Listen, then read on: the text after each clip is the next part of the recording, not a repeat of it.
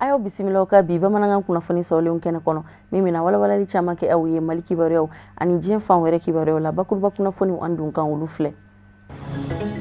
Commission culture min sigira sen kan coronavirus banakisɛ kɛlɛli kadara kɔnɔ Mali jamana kɔnɔ o ni Mali jamana seko ni dɔnko minisiriso ka bolo di ɲɔgɔn ma kɔnɔna na ɲɔgɔn faamuya ani kunnafoni baara dɔ nun donna ka bɛn alamisadon marisi kalo tile 26 ma caravane de sensibilisation walasa ka se ka jamana kɔnɔdenw su ka kɛ waliya ɲumanw ni taabolo ɲumanw matarafali kan min bɛ kɛ sababu ye k'an kisi k'an tanga COVID-19 banakisɛ in tɔɔrɔ ma ani a walankatali ma an ka jamana kɔnɔ bari sabu ka d'a kan an ka Mali jamana a ye bana in lakodɔn.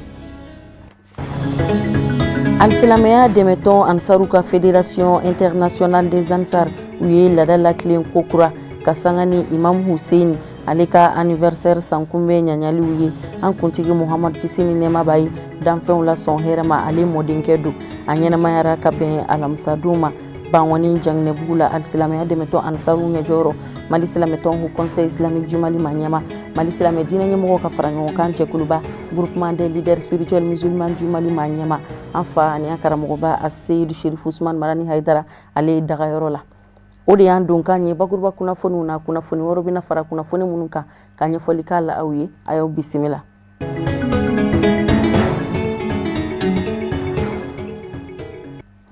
An balima bamanankan mɛnnaw Mali kɔnɔ ani Mali kɔ kan an b'a fɔ aw ɲɛna a k'aw bisimila ka bi bamanankan kunnafoni sɔrɔlenw kɛnɛ kɔnɔna na an bɛ kunnafoniya in daminɛ ni bataki ye bataki min ni a bɔra Mali jamana gouvernement yɔrɔ ka sanga ni coronavirus banakisɛ in kunkanko kunnafoniya in ye Mali jamana gouvernement ye layidu di jamana kɔnɔdenw ma k'a fɔ ni kunnafoni o kunnafoni bɔra ko in kunkan ko o na lase jamana kɔnɔdenw ma o baaraw de bɛ sen na k'a latimɛ COVID-19 banakisɛ in an bɛ aw ladɔnniya k'a fɔ ale kunnafoniya in na ka bɛn bi jumadon marisi kalo tile 27 ma kɛnɛya tigilamɔgɔw olu ka sɛgɛsɛgɛli baara jaabiw u y'a jira k'a fɔ maa 7 kuraw sɔrɔla barakisɛ in yira maa kura minnu na ni olu ka testi kɛra positif ye coronavirus banakisɛ ko kunkan an bɛ aw ladɔnniya k'a fɔ o mɔgɔ 7 ninnu cɛma cɛlamɔgɔ kelen o cɛlamɔgɔ fɔlɔ min bi a la ale bi san 88 na ale ye yɛlɛmani ka den ye min ni a yi a kunda diboli kan ka bɛn ni marisi kalo tile 16 ye san 2020 an bɛ aw ladɔnniya k'a bɔ a bɔra Faransi jamana de kɔnɔna na ka tɛmɛ ni Senegali jamana ye walasa ka se ka Mali jamana lasɔrɔ maa 2nan o fana ye cɛlamɔgɔ ye min si bɛ taa san 38 na o dagayɔrɔ bɛnnen don Bamako sigida fɔlɔ ma ale fana kɔ seginna ka bɔ taama na Mali jamana kɔ kan maa 3nan min ni coronavirus banakisɛ yira o fana na Mali jamana kɔnɔ o si ma bugu natigɛ nka o bisimilara Bamako sigida 4nan de kɔnɔ a bisimilalen don yen nɔ de mɔgɔ 4nan min ni coronavirus banakisɛ b'o la Mali jamana kɔnɔ yan nɔ an bɛ aw ladɔnniya k'a fɔ o si bɛ taa san 48 na ale dagayɔrɔ bɛnnen don Bamako sigida 2nan kɔnɔna ma ka 4nan min fana ni o kura yira Mali jamana kɔnɔ yan nɔ o fana ye cɛlamɔgɔ min ni a si bɛ t'i jɔ san 39 na ale dagayɔrɔ kun bɛnnen don Bamako sigida 3nan de ma maa 6nan o si bɛ taa san 43 la a dagayɔrɔ bɛnnen don Bamako sigida 2nan kɔnɔna ma maa 7nan kura min ni o fana yera coronavirus banakisɛ bɛ o la o ye musolamɔgɔ min ni a si bɛ t'i jɔ san 35 la ale bi bɔ Bamako sigida 2nan kɔnɔna na sɛgɛsɛgɛli baaraw olu kɔni bɛ sen na cogoya bɛɛ lajɛlen na walasa gɛrɛɲɔgɔnya bangera u ni maa o maa ni ɲɔgɔn cɛ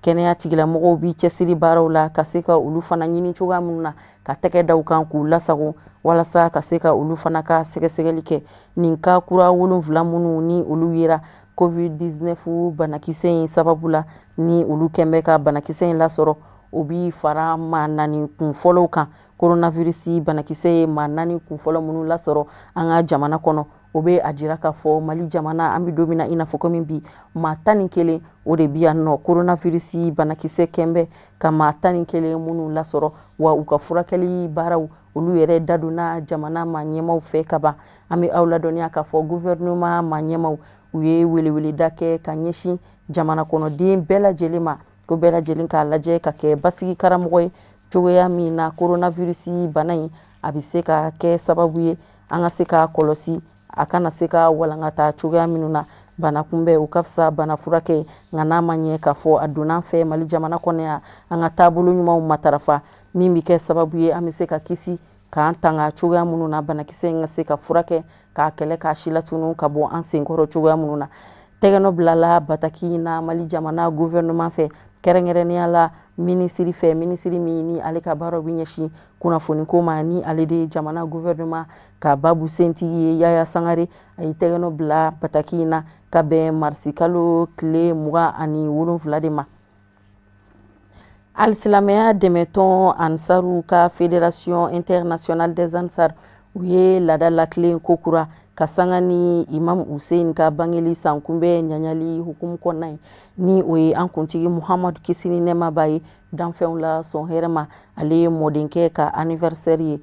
baara ninnu ɲɛnamayali kɛnɛ sigira sen kan ka bɛn alamisa don ma Bangoni Janginɛbugula Bamako sigida fɔlɔ kɔnɔna na alisilamɛya dɛmɛtɔn Ansaru ɲɛjɔyɔrɔ Mali silamɛtɔn Haut Conseil Islamique du Mali maa ɲɛmaaba an fa ani an karamɔgɔba a Seyidu Sherifu Usmani Madani Hayidara ale ka denbaya la an bɛ aw ladɔnniya k'a fɔ tɔndenw kanuɲɔgɔnw ani jɔnɲuman camanw olu de bɔra ka na baara in seereya Imam Hussein ale ka bangeli sankunbɛn ɲaɲali kɛnɛ kɔnɔna na Amadu Jalo Baba Keita ani Seydou Ɲare Cherifla Jabaraniso tɔgɔ la sama sera ka kɛ fɛn minnu na an ka jɛ an k'olu ɲamada.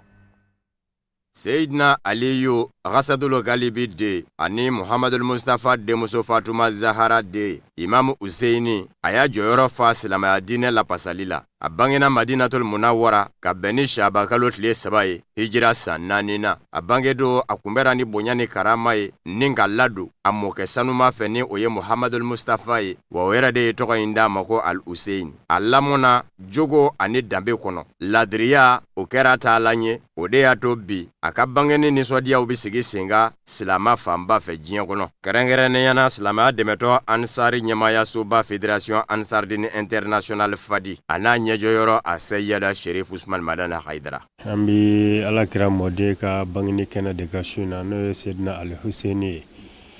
ka sababuya bɔ an karamɔgɔ Seydi Sherifu Usmani Madani Hayidara komi bɛɛ lajɛlen b'a kalama cogo min na kira somɔgɔw ka bangeniw a kelen o kelen karamɔgɔ bɛ wajulu kɛnɛ sigi a la komi bɛɛ lajɛlen b'a kalama cogo min na. Bon Ala kɔni ye ɲinɛnta in latigɛ ka kɛ ni sanga min ye bɛɛ lajɛlen b'a kalama bana jugu min bɛ diɲɛ kɔnɔ o baara hukumu kɔnɔ an bɛ k'a labɛn su in na karamɔgɔ yɛrɛ ka salon de kɔnɔ mɔgɔ damadɔ ka sababuya kɛ lɛdu labato ani lɛdu dafa de karamɔgɔ yɛrɛ kama a n'a ka laɲini kama ale de y'an bila la wa an y'a ye ale de fɛ an bɛ ka waleya ale de nɔfɛ fana komi mɔgɔw b'a kalama cogo min na an bɛ o kɛnɛ de kan inshallah. Alakira somɔgɔ mɔgɔ 4 bɛ yen al-Imam al-Ali Imam Ali alayhi salam ani Sayida Fatima alayha salam ani al-Imam al-Hasan alayhi salam ani al-Imam al-Hussein alayhi salam o mɔgɔ 4 ka ɲini a kanubagaw fɛ ka ɲini ansaruw fɛ kɛrɛnkɛrɛnya bolo ma ko u ka bangedenw ka o lugu ka o nisɔndiya kɛ ka a yanga ka a kɔrɔta ka a bange sabula u bɛ don hukumu dɔ kɔnɔ hukumu min na a fɔla kɔrɔna yɛrɛ kɔnɔ ka fɔ ko Ala ma sara foyi ɲini anw fɛ walima kira ma sara foyi ɲini anw fɛ kira ka kiraya la parce que Ala de bɛ kuma fɔ ka don kira da ko Muhamadu a fɔ ne tɛ sara foyi ɲini aw fɛ fo dɔrɔn a ye kɛ n somɔgɔw fɛ donc kɛli somɔgɔw fɛ ka somɔgɔw kanu silama bɛɛ bɛnnen don o kan o kɔrɔ ye wajibi don wajibi bilen don sɔli yɛrɛ t'a la fiyewu ka fɔ Alakira somɔgɔw u kan ka kanu u kan ka sankɔrɔta u kan ka bila bɛɛ ɲɛ mais i bɛ mɔgɔ kanu cogo di tɛ mɔgɔ min dɔn donc usulu karamɔgɔ b'a fɔ o cogo la ko ma la yatimul wajibu illa bihi fa wajib c'est à dire ko wajibi tɛ ɲa fɛn min kɔ o yɛrɛ ye wajibi ye donc kira somɔgɔ ninnu kanu ni wajibiya la donc o wajibi bɛ u dɔnni wajibiya donc c'est à dire o kanu wajibiyali o de bɛ u dɔnni wajibiya parce que u tɛ se ka kanu n'u ma dɔn ayiwa u dɔnni o sira dɔ de ye an karamɔgɔ y'an bila baara min na nin ye o bange waatiw n'o sera o kana tɛmɛ an ɲina ma o bange donw n'o sera o kana tɛmɛ an ɲina ma an ka nisɔndiya kɛ an ka u fɔ mɔgɔw ye u ka tagabolo ye min ye u ka laɲini tun ye min ye k'o jira diɲɛ bɛɛ la inshallah donc je pense que su in na sigi o de ye Cherifla duba kɔnɔ inshallah. N'a ma ɲa k'a fɔ jamana bɔ b'a ɲin bolo kan waajuli min kun bɛ kɛ laadala ko la jamana jateminɛ kɛra a la ka jama nɔgɔya waajiliw minnu kɛra a Seyida Sherif Ahmed Tijani Haidara fɔlɔ de ye kuma ta ale tɛmɛnen Zamzami yu fɛnɛ sɔrɔla ka na don kuma kɔnɔ kuma fanba bolila fɛn minnu kan o ye hadisaw minnu bɛ yen ani kuranakolow minnu bɛ yen ni o bɛ kira ni a ka denbayaw ko fɔ bonyani n'u karamali n'u dɔli silama ɲuman fɛ da donna o la k'o sɛbɛkɔrɔ walawala an b'aw ladɔnniya k'a fɔ imamu Useini a n'a kɔrɔkɛ ni o ye imamu Asani ye u bɛɛ lajɛlen fara silamaya diinɛ lapasatɔ silamaya juguw de fɛ Mali silamatɔnw ka fara ɲɔgɔn kan jɛkulubaw Conseil islamique du Mali ma ɲɛma Mali silama diinɛ ɲɛmɔgɔw ka fara ɲɔgɔn kan jɛkuluba groupement des leaders spirituels musulmans du Mali ma ɲɛma silamaya dɛmɛtɔ Ansaru ɲɛjɔyɔrɔ a Seyida Sherif Usman Madana Haidara a ye wele kɛrɛnkɛrɛnnen da ka ɲɛsin maliden bɛɛ lajɛlen ma an ka kɛnɛya tigilamaw ye ladilikanw ni bilasiralikan minnu fɔ jango kisi bi se kɛ bana min kɛmɛ ka diɲɛ seleke naani bɛɛ lajɛlen kɔnɔ gwa coronavirus ladilikan ninnu bɛɛ lajɛlen ka labato malidenw fɛ baara sɔrɔla ka kunjɛ ne dugawu don ye an bɛ jɛ ka dugawu don kɛ imamu Useini ka bangeni nisɔndiya kɛnɛ wɛrɛ ala k'o jira an bɛɛ lajɛlen la. Amina yarabi Musa Fɔnba kumakan in lasera ale de fɛ. Commission culture min sigira sen kan coronavirus banakisɛ kɛlɛli kadara kɔnɔna na Mali jamana kɔnɔ yan nɔ ale ni Mali jamana seko ni dɔnko minisiriso ka bolo di ɲɔgɔnma kɔnɔna na baara dɔ nun donna ɲɔgɔn lafaamuya ani kunnafoni di kosɔn ka bɛn ni alamisa don marisi kalo tile 26 ye caravane de sensibilisation ye a dangɛnɛmaya kun ye walasa ka se ka jamana kɔnɔdenw su ka kɛ waleya ɲumanw ani taabolo ɲumanw matarafali kan min bi kɛ sababu ye ka kisi ni tanga kɛ an daba ma ta kɔfɛ ka bɔ coronavirus banakisɛ in tɔɔrɔli ma bari sabu ka d'a kan banakisɛ in walankatalen don diɲɛ ɲɛfɛ an bɛ don min na i n'a fɔ komi bi ni Mali jamana yɛrɛ ka y'a ka cas kunfɔlɔw dɔn ka ban coronavirus bana a donna Mali jamana kɔnɔ ka ban hakilina in dabɔra fɛn min kama a yɛrɛ sigira sen kan jamana seko ani dɔnko tigilamɔgɔw de fɛ munumunu salon in yɛrɛ a bɛ ka kɛ kamiyɔnba la min ni écran belebele sigilen bɛ a kɔnɔna na ka don sigida 6 kelen-kelenna bɛɛ lajɛlen kɔnɔ ka se ka kunnafoniw jɛnsɛ ka mɔgɔw lafaamuya ka se ka bana in waleya ɲumanw k'olu matarafa cogoya min na an bɛ se ka kisi ka tanga an ka jɛ an ka commission culture a babu sentigi lamɛn Amadu Jalo ani Ibrahim Kulibali olu ka ɲininkali galama la. Donc an bɛɛ b'a dɔn bi coronavirus ye fɛn min ye bana de don bana min cunna an kan yan nɔ a cunna an kan depuis un moment a tun tɛ Mali la mais bana comme on le dit bana kunbɛn ka di ni bana furakɛ ye bon an bɛ niveau min na bi a kɔni sera an fɛ yan nɔ donc an artistes ani an acteurs culturels c'est-à-dire mɔgɔw fɛn fɛn bɛ culture cadre kɔnɔ an de farala ɲɔgɔn kan parce que an y'a fɔ mɔgɔw b'an na minnu lamɛnnen don minnu dɔnnen don n'u kumana ani n'u ye baara boloda mɔgɔw bɛ se k'u lamɛn mɔgɔw bɛ se k'u ladege donc o de la an jɛra ɲɔgɔn kan an bɛɛ ko k'an ka fara ɲɔgɔn kan an ka jateminɛ ani an ka minisirisoba min ye culture ye an bɛɛ ka fara ɲɔgɔn kan ka se ka taabolo da walasa an ka se ka mɔgɔw lakodɔn ladɔnniya bɛ ka mɔgɔw lakodɔn bana min cunna an kan donc o coronavirus in o baara bɛna kɛ cogo jumɛn baara in bɛ kɛ cogoya min na sisan an bɛ kuma de an bɛ kuma an bɛ sketchiw kɛ an bɛ videow dilan ka bana in kunbɛn cogo ɲɛfɔ mɔgɔw ɲɛna ka fɔ mɔgɔw ɲɛna a ye sabali aw hakili to aw yɛrɛ la aw hakili to aw ka denbaya la nin bana in bɛ yen mais a bɛ se ka kunbɛn cogo jumɛn a bɛ se ka éviter cogo jumɛn a bɛ kɛ tan a bɛ kɛ tan a bɛ kɛ tan donc o bɛ tɛmɛ déjà tɛgɛko fɛ mɔgɔw k'u tɛgɛ ko ni safunɛ ye mɔgɔw k'u tɛgɛ di dabila c'est vrai k'a ka gɛlɛn mais an jija wagatinin ko de don donc maintenant an ka an ka jɛ o taabolo de ka mɔgɔw sensibiliser ka f'u ɲɛna vraiment fɛn ye regroupement ye mɔgɔw ka tonton ɲɔgɔn kan mariage ni fɛnw an ka éviter bana jugu de don donc o message donc an bɛ ka essayer k'o message de véhiculer quoi. Bon déjà Bamako de ka gɛlɛn kosɛbɛ donc an yɛrɛ ka propre moyen minnu b'an bolo an bɛ ka essayer bon comme réseau bɛ yen nɔ bɛɛ connectelen don bi i bɛ Bamako i bɛ Kidal i bɛ yɔrɔ yɔrɔ bɛɛ connectelen don bi donc an bɛ ka action minnu kɛ a caman bɛ u yɛrɛ sɔrɔ réseau sanfɛ donc ni kumana sisan n'ale ka vidéo kɛra o bɛ se ka taa fan bɛɛ mɔgɔ bɛ yen nɔ ale ka di minnu ye n'ale ko minnu ka min kɛ a ka ca Ala fɛ u b'a lamɛn donc o bɛɛ ye exemple ye ale bɛ kɛ ni exemple ye mɔgɔ caman ma donc réseaux sociaux c'est-à-dire il y a pas de limite c'est pas que Bamako mais an bɛ ka action physique minnu kɛ i n'a fɔ caravane o kɔni o ye Bamako ye pour le moment o de se b'an ye mais ni Ala sɔnna ma an bɛ taa dɔɔni n'a a ɲɛti bɛ ka taa yɔrɔ wɛrɛ an b'a lajɛ an ni ɲɔgɔn cɛ an bɛ se k'o ko boloda cogoya min na. Mali jamana ka 4 tɛmɛnen kɔfɛ Mali jamana ye coronavirus banakisɛ ka 7 kuraw sɔrɔ ka bɛn ni jumadon marisi kalo tile 20 ani 7 ye centre anniversaire de recherche clinique la kunnafoniya in yɛrɛ dira ye ɲɛmaaba de fɛ professeur Seydou Doumbia barodasigi senfɛ min falen kɛra ani kɛnɛya kunnafoni dila ni ɲɔgɔn cɛ Tata Ture Cherifla Jabaraniso tɔgɔ la fɛn minnu sɔrɔla an ka jɛ an k'o lajɛ. Ka Mali jamana gouvernement dɛmɛ banaw si la tununi na ni banakisɛw sɛgɛsɛgɛli ye ni mun dɔnna kari ani ka fɛɛrɛ ani dabali sigi sen kan min bɛ se ka dankari kɛ o banakisɛw la Mali jamana kɔnɔ kɛrɛnkɛrɛnnenya la coronavirus banakisɛ ale min kelen do ka dankari kɛ mɔgɔ caman ni na an bɛ donni min na iko bi o de ye nin sɛgɛsɛgɛli yɔrɔ in ka laɲini fanba ye a ɲɛsin maliden kelen-kelenna bɛɛ lajɛlen ma n'o ye centre universitaire de recherche clinique n'a ka baaraw ɲɛsinnen do ɲinini ma. N'a bɛ f'a ma ko ICRC o ye université kɛ centre créelen ye walasa ka furakɛli sɛgɛsɛgɛli ka dɔ fara o kan sumaya yɛrɛ dɔrɔn tɛ bilen bana wɛrɛw hali Ebola a n'a ɲɔgɔnnaw ani jelifɔnɔbanaw ka banakisɛ kura minnu n'olu bɛna bɔ walasa an ka labɛn ka se ka sɛgɛsɛgɛli k'olu la ka kunnafoni di an ka ɲɛmɔgɔw ma k'a fɔ sisan banakisɛ kura nin b'an ka dugu kɔnɔna na bana minnu yɛrɛ kun sidɔnnen tɛ ka dɔ fara o sɛgɛsɛgɛli kan donc centre nin fana créera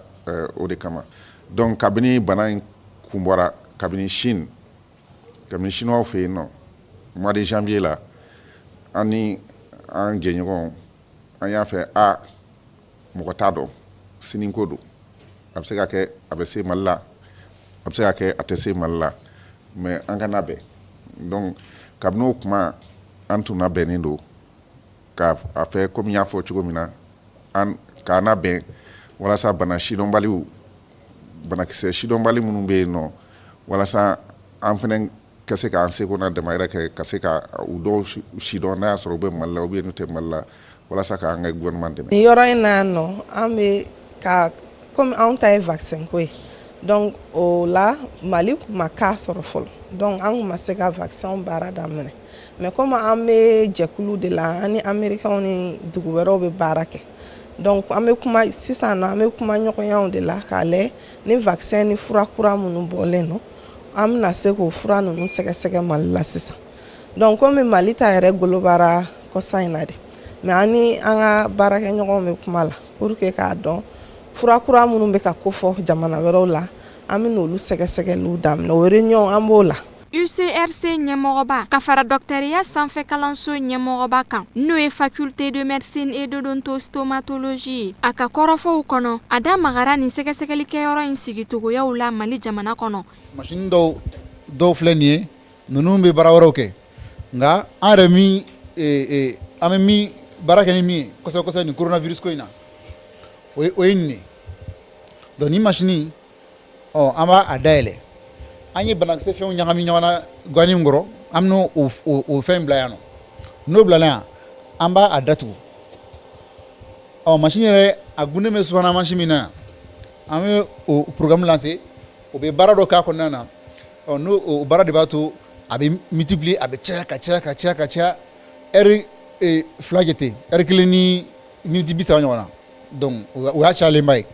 an bɛ résultat sɔrɔ a b'a fɔ nin ye banakisɛ yɛrɛ de siga fosi t'a la. Nin cakɛda min filɛ nin ye n'a ka baaraw ɲɛsinen don ɲinini koɲɛw ma a ɲɛmɔgɔba y'a yira k'a fɔ n'i ye Mali jamana ta k'a lajɛ mɔgɔ 200 siga kelen don o de la k'a fɔ coronavirus banakisɛ b'u la nka o mɔgɔ 200 cɛla mɔgɔ 11 sɛgɛsɛgɛliw y'a yira a nasira bɛɛ lajɛlen na k'a fɔ ko coronavirus banakisɛ b'u la an bɛ wagatinin min na i ko bi wa o sɛgɛsɛgɛli kelen ninnu bɛɛ lajɛlen bolodara Mali jamana kɔnɔ nin cakɛda kelen in na. À la date d'aujourd'hui suro bara kɔfɛ an ye échantillon min technique mɔgɔ 200 ni kɔ an y'o de test kɛ donc pour le moment gouvernement ye min fɔ banakisɛ yira mais m'a dɔn gouvernement fana bɛna dɔ wɛrɛ fɔ bi tuguni k'a dafa mais n y'a fɔ cogo min na mais an tɛ se k'o fɔ fɔlɔ tant que gouvernement y'a fɔ an tɛ se k'a fɔ surtout kɔrɔw bɛ yen mais gouvernement bɛ n'o fɔ sisan. An bɛ bɔ k'a fɔ an ka chef ye olu b'a lase fo taa se ministre la fo a bɛna fɔ téléso ni radio ni fɛn bɛɛ la k'a fɔ ko jɔn ala bana in a bɛ dugu kɔnɔna na a bɛ karisa la o karisa mɔgɔ mɔgɔ n'o o tigi gunna ɲɔgɔn na u b'o nɛminɛ k'o jateminɛ k'a fɔ est ce que a bɛ nin fana la wa walima a tɛ nin fana la en tout cas an yɔrɔ na ko bi kɔni fɛn bɛɛ fɔra ko a bɛ mɔgɔ min na an tila a fɔra k'a fɔ ko a bɛ mɔgɔ 11 la sisan Mali la o bɛɛ kɛra nin yɔrɔ in la yan o bɛɛ kɛra nin machine la ni mɔgɔ ninnu de y'a kɛ. Siga tɛ min na fiyewu coronavirus banakisɛ yelen don Mali jamana kɔnɔ o min kelen don dusumakasa koba ye Mali jamanaden kelen-kelenna bɛɛ lajɛlen ma ni sira ani dusukun kami-kami ye waleya kelen min bɛ yen nɔ k'o bɛ se ka kɛ dɛmɛ ye ka ɲɛsin nin bana in si la tununi ma o bɛ tali kɛ sanuya waleyaw matarafali la. Coronavirus banakisɛ bana in ti bana ɲuman ye wa a yɛlɛma ka di a bɛ se ka yɛlɛma ka bɔ bunahadamaden dɔ la ni ka taa bunahadamaden wɛrɛ la sira camanw fɛ a taamasiyɛnw olu dɔw ye fari kalaya sɔgɔsɔgɔ ani fo ka taa bila bana in yɛrɛ mana se ka degun bonya a bɛ ninakiliw ferege a bɛ taa se fo ninbɔ ma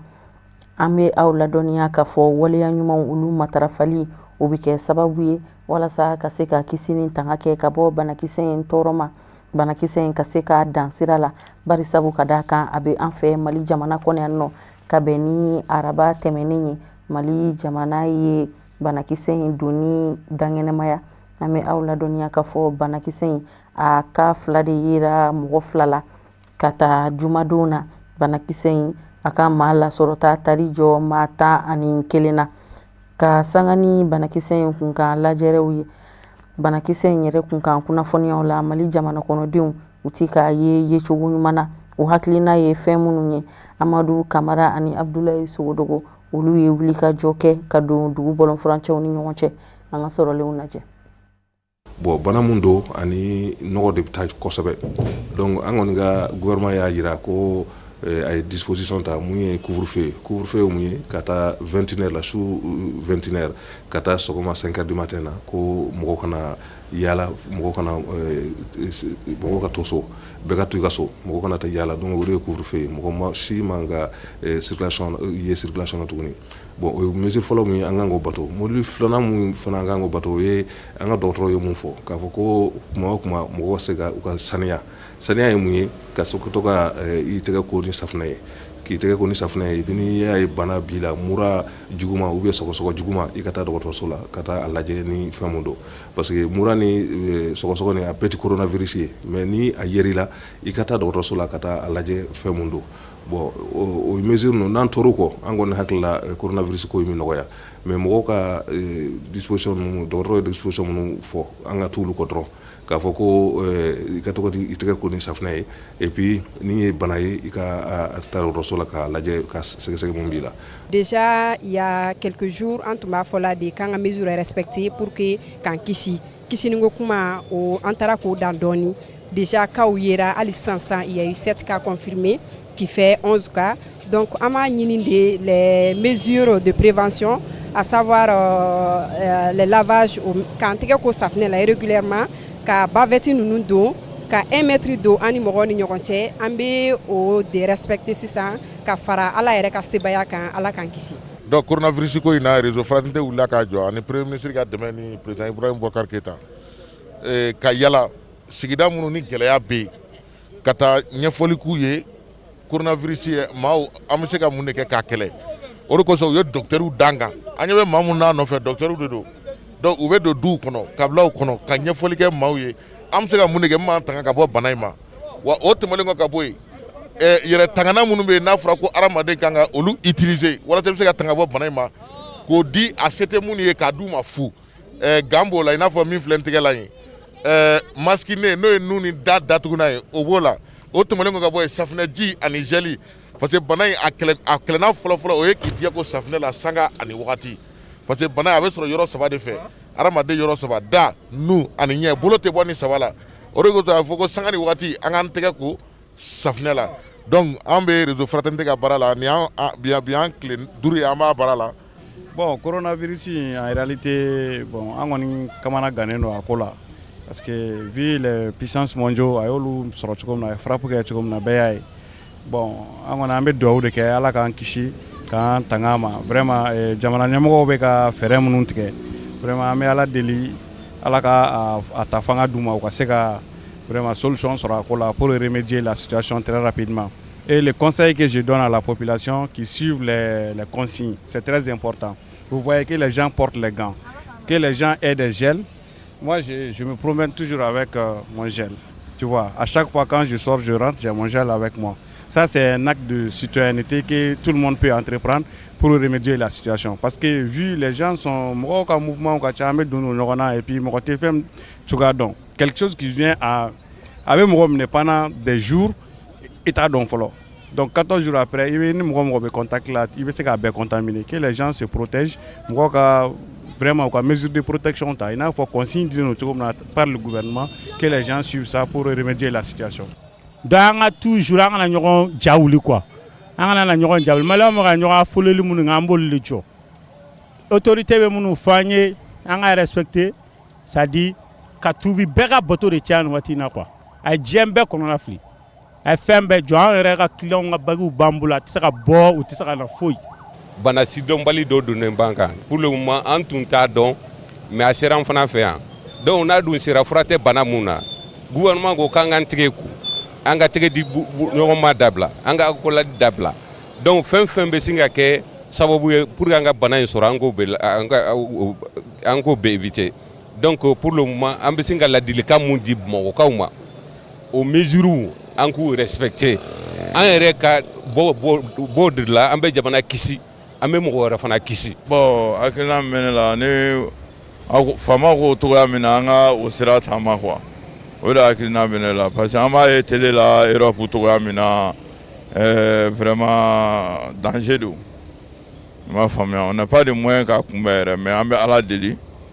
ala mai ala de se kan tare fo kana ta setan bon même fo malde ni tege di nyoma ni ko chamambe anga se ka cc anga dabla ni mi fora yana ameta o metoli fe ane akilina ko ne mi ko autorité ko mi ka kuma ngon fo ambe ko sharia batu anga aklito demsenu na sokono anam fana mbawla kenema fana anga nantike di nyoma anga aklito nyokona moko kana ke nyangwe al nabe mina ka tayre déclarer banen fle banen chemany awa fo togo to ka jiguno bey ala kan kisa toroma ala ka barka do malwala ma fo ina ka fo ko coronavirus ko tiedo galon kumate wa ambe wakati mne ko bi coronavirus adona anga jamana konnana yanno kuna sini ka flyera ka bo kunu fana ka flawere yera bi jamana nyamo krenkrena autorité sanitaire ole ayira ka fo ko kas wolonfla yera no be malika ka ke ka ta ani kelen ambe domne ko bi o ba jira ka fo ko bana imba fe wa jamana nyamo kelembe ka la nyinu do ke no autorité sanitaire ye ampela jele ka fara nyugon ka yasa o la nyinu munu ye no de anga tega ko safina la sanga ani wati anga to ka an daw ka nous protéger ni protéger ka gando antigala ka tigadi nyogoma ko neme femun la ina jamana nyamo fe numba to amsika kisi bana chejugo ma to komna anga siko kewale nunu anga siko lu matrafa mimba kisi bana ma sabla irala ka fo bana nye bana chejugo bay ay tieni bake jien setiki jamana kono wa adoni mi fla an fe jamana kono na ay fantan jamana akaka jamana nyamo be wale amunu fo anga siko lu matrafa mimba kisi bana ma ala ka bela jele kisi ni bana chejugo ma Amina ya Rabi Amadu Kamara Ala ka kulo kunandidi k'an kisi bana in tɔɔrɔ ma. Zan Bala Jara ani Al-Husseini Amaiga olu de PCR ani RPDM fanga ɲinitɔnw olu ka bolodi ɲɔgɔnma tɔn cɛbɔw ye Bamako sigida fɔlɔ kɔnɔna na wasadensi kalata baaraw kadara kɔnɔna na. U ye weleweleda kɛ ka ɲɛsin kanuɲɔgɔnw ani tɔndenw bɛɛ lajɛlen ma bɛɛ ka bɔ ka taa kalata olu tɔgɔ la ka bɛn ni marisi kalo tile 29 ye walasa u ka se ka wasabulon kɔnɔna lasɔrɔ. U ka laɲini de ye o ye ka se ka Bamako sigida fɔlɔ ɲɛta siraw sabati. Samayira Sanogo Baba Keita Cherifla Jabaraniso tɔgɔ la olu kɛra baara seere. Wulikajɔw ni ŋɛniya ɲuman baaraw de bɛ siri a fɛ sanga ni waati bɛɛ lajɛlen ka ɲɛsin Bamako yɛrɛmarakafo gale o ɲɛta baaraw mɔ bakuruba la kɛrɛnkɛrɛnnena Janganɛbugu sigida mɔ. Zan Bala Jara PCR ka cɛbɔ min laɲinina a jɛɲɔgɔnw fɛ ka sanga ni ŋɛniya ɲumanya baara min bɛ kɛ a fɛ sanga ni waati bɛɛ lajɛlen adamadenw ka nimisiwasa kama ani Al-Husseini Amaiga parti RPDM cɛbɔ u ka laɲini de ye ka taa Bamako yɛrɛmarakafo gale kunkanko kuma fɔ wasabulon kɔnɔna na. Zanbalako kɔnɔdimi tɛ ɲɛdimi don n bɛ fɛn fila dɔrɔn fɔ dɔrɔn o kama anw bangonikaw anw kan ka voter Zan Bala Jara ye. Zan Bala Jara a ka parti président n'o ye PCR président ye tonton Usmani Bɛnifana Janganɛbugu terrain balolan terrain min filɛ nin ye an bolo yan a b'an bolo ka taa ni san 40 kɔ ye. Cɛ kelen min sera ka clôture kɛ des millions o de ye Usmani Bɛnifana ye. Bon prévu kelen anw Janganɛbugukaw anw bangonikaw kan ka voter Zan Bala Jara ka da o kan. Filanan Zan Bala Jara waritigi tɛ mais a b'a faso fɛ a b'a ka commune fɛ. Ka yelen don an ka quartier na kun n'a kun an ka kodɔn ni bi cɛ an m'a mɛn an m'a ye ni Zan Bala Jara tɛ ale de y'o kɛ. Wa ye se t'a ye dɛ mais fitinin min sɔrɔ a hinɛna o ɲinti dugutigiw alimamu a ye hɛrɛ min k'u ye o ka ca.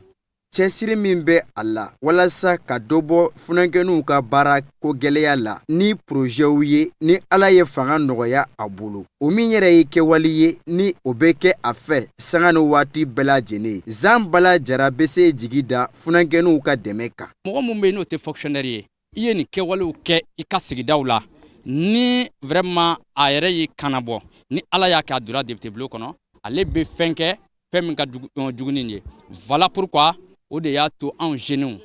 Janganɛbugu la yan Bangɔni tɔgɔ la yan commune 1 tɔgɔ la yan an bɛɛ lajɛlen farala ɲɔgɔn kan ka Zan Bala dɛmɛ nin baara na parce que anw ko baarakɛla c'est vrai jeunes temiw b'a la mais Zan Bala kɛla sababu ye ka temi nɔgɔya anw ka quartier kɔnɔ ka da kan a ye emploi créer yɔrɔ dɔw la o di jeunes ma donc an ka sigida n'o ye an ka service sanitaire nouveau ye a ye cas nouveau bɔ ka siraw labaara o mana bɔ yen dibi tun bɛ yɔrɔ dɔw la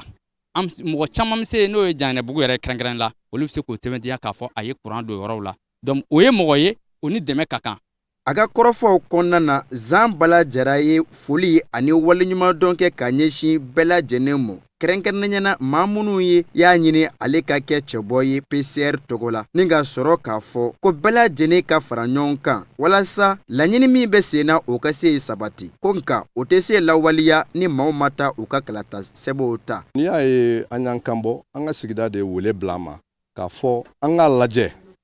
anw de ye bɛ dugu ɲɛfɛ olu bɛ so kɔnɔ an ka cɛkɔrɔbaw n'an ka musokɔrɔbaw ni commune fanba lajɛ a bɛɛ bangonikaw de mais tiɲɛ na dekun mun bɛ anw kan a tɛ commune fan si kan ka sababu kɛ anw de bɛ voter su ni tile depuis démocratie daminɛna mais tiɲɛ na an bɛ wasaden ɲini mun na n'o ye député bulon ɲinini ye tiɲɛ na bangonikaw tɛ député ko dɔn an t'a kalama ko n'an ye député mobili tɛmɛtɔ ye sinon an t'a dɔn an ma deli ka député sɔrɔ donc an b'a fɛ ɲina Bangɔni cɛ n'a muso denmisɛnnin ni mɔgɔkɔrɔba an k'an tɛgɛ di ɲɔgɔn ma pour que an ka se k'a mɛn k'a fɔ nin ye Bangɔni député ye an ka laɲini fɔlɔfɔlɔ ye laɲini filanan ye mun ye anw ka sigida ninnu anw de b'a dɔn mɔgɔ wɛrɛ tɛ se k'a dɔn ka tɛmɛ anw kan kungo min b'an da la anw de b'a dɔn an de b'an ka musokɔrɔbaw ka kungo dɔn an de b'an ka cɛkɔrɔbaw ka kungo dɔn an de bɛ jeunesse ka kungo dɔn donc ni Ala y'an dɛmɛ k'a fɔ an sera ka kɛ député ye député ya baara ye mun ye an b'a yira Bangɔni kɔnɔ an b'a yira commune 1 kɔnɔ k'a fɔ an kan de kɛ an sigida la k'a fɔ nin de bɛ se ka baara ye. Kɛnɛ in daminɛ ni a kuncɛ baaraw cɛ maa maa ye kɔrɔfɔ ta a kɛra waati kɛrɛnkɛrɛnnen ye o bɛɛ lajɛlen bolo o ka da don Zanbala Jara ka cɛsiri adamadenya kɛwale minnu bɛ kɛ a fɛ sanga ni waati bɛɛ lajɛlen walasa k'a ka sigida bɔ nɔgɔ la ni ka sɔrɔ k'a ɲini u ka limanaw bɛɛ lajɛlen fɛ u ka bɔ i ka kɔnɔkulu ka taa kala fili Alliance PCR RPDM ye kalafili don. O de b'an sɛnsɛn ka diɲɛ fan wɛrɛ kunnafoniyaw lasɔrɔ Musa Fɔnba ka sɔrɔlenw don an ka jɛ an k'olu filɛ.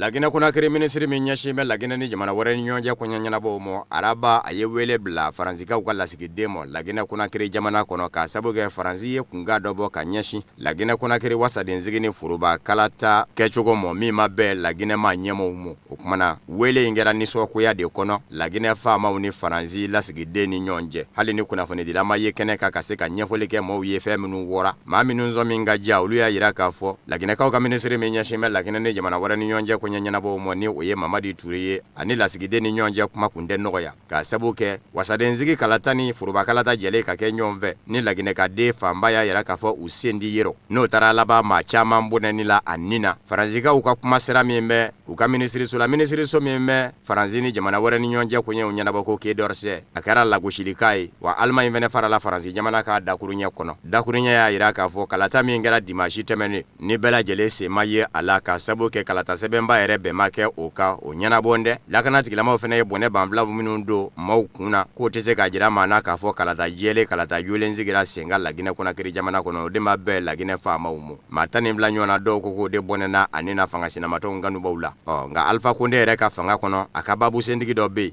n'o ye Nabi Yusufa Kiridi Bangura ye ale ye laseli dɔ kɛ Laginɛkaw ka kunnafonidiso dɔ la ni o ye radio Espace ye a ko fɛn kelen min y'ale kɔnɔ quoi Faransi jamana ka ko kɔrɔ e bɛ se k'a fɔ cogo jumɛn k'i bɛ kalata dɔ jɛlen ɲa n'a jolen ɲa fɔ i se ma ye kalata min labɛnni na i ma y'a jateminɛli la a ko b'ale kɔnɔ quoi alamusa tɛmɛnen nazarala tɔnba Union Européenne fɛnɛ y'i sen da Faransi jamana sendannɔ na k'a jira k'a fɔ bɔnɛ banfila donna maaw kunna kalata don lakana tigilamaw fɛ k'a ni kɛli man kan Amérique jamana y'a yira k'a fɔ u b'a ɲini Laginɛ faamaw fɛ maa minnu bɔnɛna u nin na sɛgɛsɛgɛli ka dayɛlɛ joona ka ɲɛsin lakana tigilamaw ma wa sɛgɛsɛgɛli in ka kɛ jɛlenya fɛnɛ kɔnɔ berefini kana da lakana tigilama kan ni nɔ yera ko la.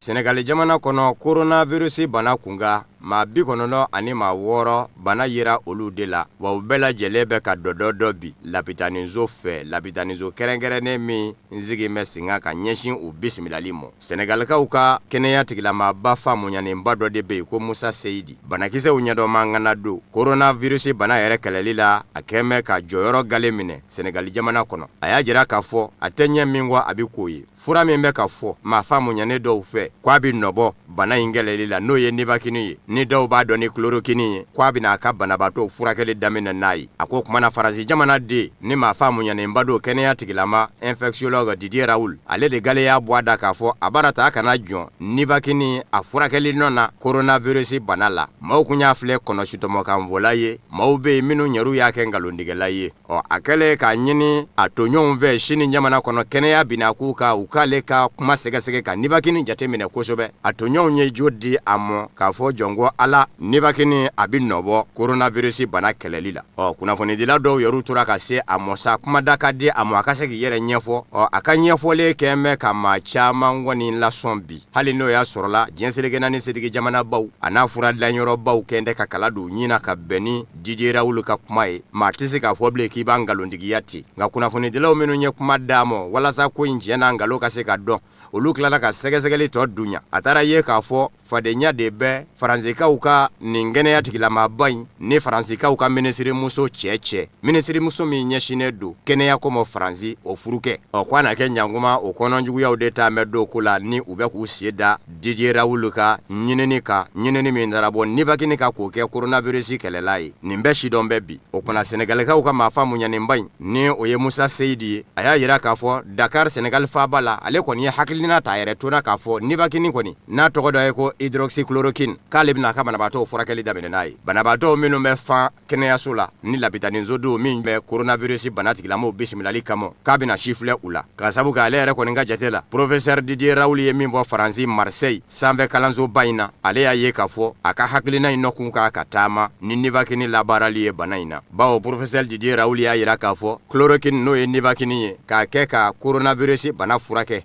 Ni kɔlɔlɔ yera nivakini na n'u u k'a ma ko effet secondaire, bawo dɔw ka jate bɔra u kan a ko ani fura wɛrɛ bɛ se ka ɲaami u k'o fura ma ko azithromycine antibiotique siya dɔ don. Ko n'i y'a n'o fila ɲaami ɲɔgɔn na a ka ca Ala fɛ a bɛ se sɔrɔ coronavirus kan. Senegalikaw ka kɛnɛya tigilamaba in Musa Seydi a ko n'a kɔni kɔrɔbɔra k'a ye nɔbɔ bɛɛ Senegali furakɛla bɛɛ lajɛlen bɛna kɛ a ye coronavirus la. Nka hali bi n'a ka bi diɲɛserekɛnɛ ni tɔnba Nations Unies a bolofara min ɲɛsin bɛ kɛnɛya ko ma Organisation mondiale de la santé o bɛ k'i murukuru ndakoya ko in kɔrɔ. Hali n'a m'a fɔ ko nkalon don k'a t'a furakɛ a kɛn bɛ ka yɛlɛma don a fɔcogo la ko kabini kelen ko maaw k'u janto u yɛrɛ la nivakini labaaratɔ coronavirus bana kɛlɛli la. Ko barisabu ka da ka sɛgɛsɛgɛliw minnu kɛra a ko kunga sɛgɛsɛgɛli kundala surun don minnu tɛ se ka sin ka jira maa la k'a fɔ tiɲɛtiɲɛni yɛrɛ la nin de ye bana in gɛlɛla ye. OMS ye fɛn min fana fɔ k'o gwɛlɛya k'a fɔ ko n bɛ taa n yɛrɛ furakɛ k'a sabu k'a fɔ mɛn ko chloroquine de ye coronavirus fura ye n'o ye nivakini ye. E tɛ kɛnɛya tigilama ye k'i to i ka so kɔnɔ k'i ta kɛ nivakini kunukununi ye k'o fɛn dɛ. Wa professeur Musa Seydi fana Senegal faaba la Dakar a fana sigira o kuma kelen kan a ko a bɛ ɲini bɛɛ fɛ bɛɛ ka kɛ basigi karamɔgɔ ye maa si ka n'i yɛrɛ kɛ kɛnɛya tigilama ye k'a fɔ n bɛ taa don fura feere yɔrɔ la pharmacie kɔnɔ ka n gun fa nivakini na ka taa n da kɛ o kununi ye a k'o fɛn dɛ. Ko ni maaw y'u ci bɛɛ o ma chloroquine min kan ka sɔrɔ bolola fura feere yɔrɔw la ni don nataw la a bɛ se ka mago ɲɛ k'a bɛ kɛ magosa ye ka sabu kɛ e tɛna se k'i yɛrɛ furakɛ n'a ye i bɛ sɔn k'i yɛrɛ bana de ka ko lase i yɛrɛ mɔ siɲɛ kelen wa i bɛ kɛnɛya tigilamɔgɔw kuma nin a fura sɔrɔli ma ka taa kɛ banabaatɔw la.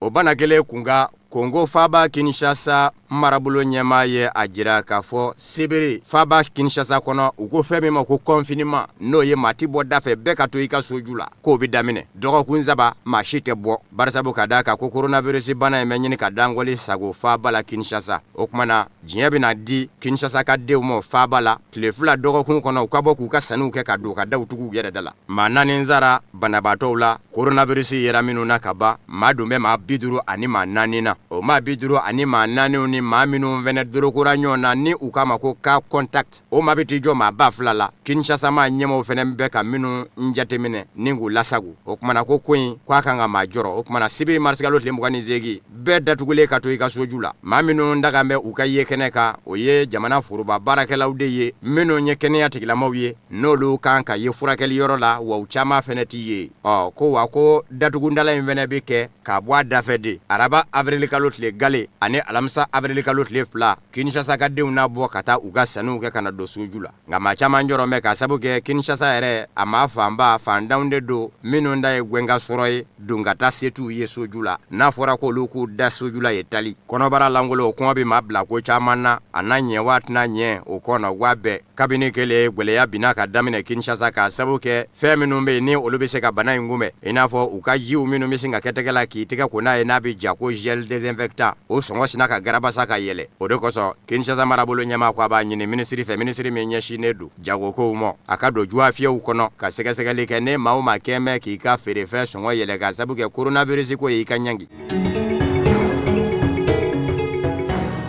Hali bi o bana kelen kun ka COVID-19 ni o ye banakisɛ cogoya ye Vladimir Putin ɲɔngɔn bɛ kɛnɛ dɔ ka min kɛra jabaranin na bawo maaw tɛ se jɛrɛ bilen. O mana setigi jamanaw minnu kɛmɛ ka ɲɔgɔn sɔrɔ jɛkulu kɔnɔ ko G20 u ye u ka lajɛ kɛ marisikalo tile 26 jabaraninw bɛ u ni ɲɔgɔn cɛ u k'a ma ko visio conférence. Vladimir Putin resela jamana ɲɛmaa ka kuma fanba bolila fɛn min kan ni maa ɲɛmaa tɔw ni ɲɔgɔn cɛ o ye setigi jamanaw k'u janto farafinna na coronavirus bana kɛlɛli la. A ko barisabu ka da kan a fɔra bɛɛ b'o kalama k'a fɔ kunnafoniw ka falen ani ɲɔgɔn cɛ kunnafoni jɛlenw coronavirus bana kunga. O kumana farafinna jamanaw ni dɛmɛni ka kan a y'o fɛnɛ fara a kan. Vladimir Putin a ye sinsin fɛn min kan a k'a b'a ɲini diɲɛ seleke naani setigi jamanaw fɛ kɛrɛnkɛrɛnnen ɲɛna diɲɛ seleke naani tɔnba Nations Unies bolofara min ɲɛsin bɛ kɛnɛya ko ma Organisation mondiale de la santé OMS a k'a ka sɛgɛsɛgɛli fanba boli walikɛla a ka dɛmɛ fanba boli yɔrɔw de ka yɔrɔw minnu lasɔrɔ man di ka sɛgɛsɛgɛli kɛ yɔrɔw minnu fɛnɛ sɛgɛsɛgɛli baara kɛli man nɔgɔ sɔrɔ a yɔrɔw la ka sabu kɛ sendanya ye ale yɛrɛ ka jate la farafina jamanaw b'o la a ko bari sabu ka da ka coronavirus bana ye a bɛ bugu yɔrɔ de la yɔrɔ min n'a bɛ t'i da ye tali se tɛ maaw ye yɔrɔ min na ka se k'a kɛlɛ ye ni fɛɛrɛw ye yen ne ka d'a ye a bɛ ɲɔ ɲɛ ye Vladimir Putin ka kuma fanba sinsinna nin de kan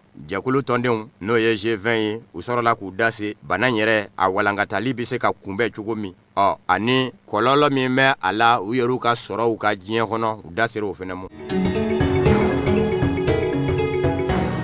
Angleterre ministre ɲɛma Boris Johnson sɛgɛsɛgɛliw y'a yira k'a fɔ coronavirus bana bɛ a fɛnɛ na hali ni bana in ma juguya gale jamana ɲɛmayaso yɛrɛ de ye dannikɛli kɛ ka bɛn ni juma marisikalo tile 27 in ye ja dɔ la Boris Johnson yɛrɛ de bɛ ka kuma i n'a fɔ a ɲɛ b'a la cogo min a bɛ ka jira k'a fɔ a y'a ye k'a fɔ bana in bɛ a la o kumana i mabɔ bɛɛ lajɛlen la k'i datugulen to a ka so kɔnɔ a ko nka kɛlɛ min bɛ sen na a ka jamana ɲɛmayaso ma ka ɲɛsin bana in ma k'a bɛ to o kɛlɛ ɲɛmaya la ni fɛɛrɛ ye a bɛ se k'i to a ka so ka baara kɛ jabaranin na ni a ka minisiriw ye a yɛrɛ furumuso n'o gɛrɛsigɛlen don bibi in na o fɛnɛ bila mɛ kɛrɛfɛ Angleterre jamana kelen kɔnɔ nin tɛ maa ɲɛma fɔlɔ ye u ka masakɛ du yɛrɛ kɔnɔ reine Elizabeth II fɛ yen n'ale kɛra binfɛn ye maa min kan ka na masaya sigiyɔrɔ la a nɔna ni u k'a ma ko Prince Charles san 70 ani san 1 a bɛɛ o fɛnɛ na nka caman y'a jira k'a fɔ a fɛnɛ ta man jugu nazarala jamana ɲɛmɔgɔw la n'a bɔra Monaco masakɛ den Prince Albert II bana in ma ye jamana ɲɛma wɛrɛ la Angela Merkel Allemagne jamana ɲɛmamuso a sigara de ni bana in tɛ a la ka sabu kɛ ani maa dɔw doroko mi sɔn ka kɛ bana bɛ maa minnu na n'a yɛrɛ y'a kanu k'i den kɛrɛfɛ ka jateminɛ kɛ n'o y'a sɔrɔla a b'a la walikila a t'a la Canada ministre ɲɛma fɛnɛ ta y'o cogo kelen ye Justin Trudeau o fɛnɛ y'a dabɔ kama k'i mabɔ maaw la ka to a danna a datugulen a ka so kɔnɔ ka sabu kɛ ani maa bɛ se doroko ɲɔgɔn na maa min bana bɛ se ka ye o la bibi in yɛrɛ la Angleterre jamana kɔnɔ coronavirus bana ye maa 578 de fa a bɛ 10,658 de la jamana damadɔw ma na bɔ ye ale fɛnɛ bɛ fara jamanaw ka minnu ka bana ka jugu Italie kɔni bɛ ɲɛkun na ni ka Espagne jamana da o ka Chine jamana da o ka na Iran da o ka Faransi da o ka ni ka sɔrɔ ka kunjɛ ni Ameriki ye olu bɛɛ lajɛlen de kɔfɛ Angleterre jamana bɛ na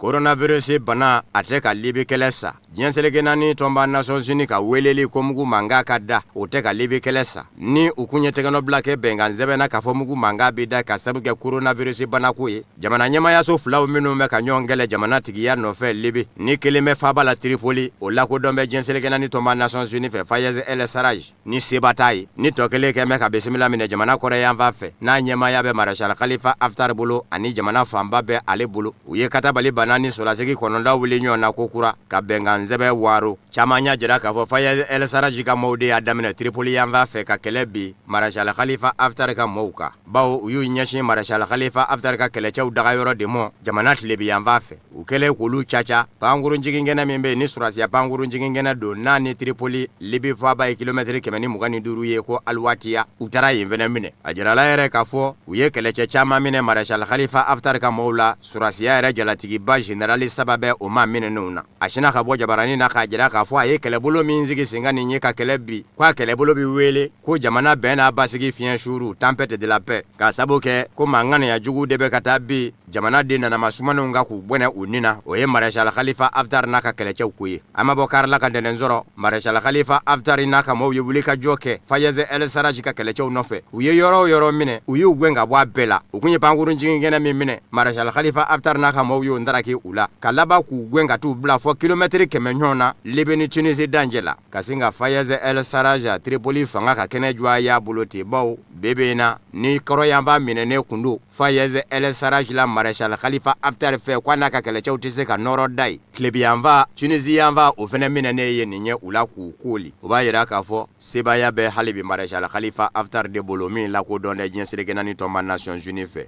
a b'a ta diɲɛ seleke naani setigi jamanaba caman bɛ k'i den k'a dɛmɛ ka diɲɛ seleke naani tɔnba Nations Unies ka fanga lakodɔnnen ye kɛlɛ Tripoli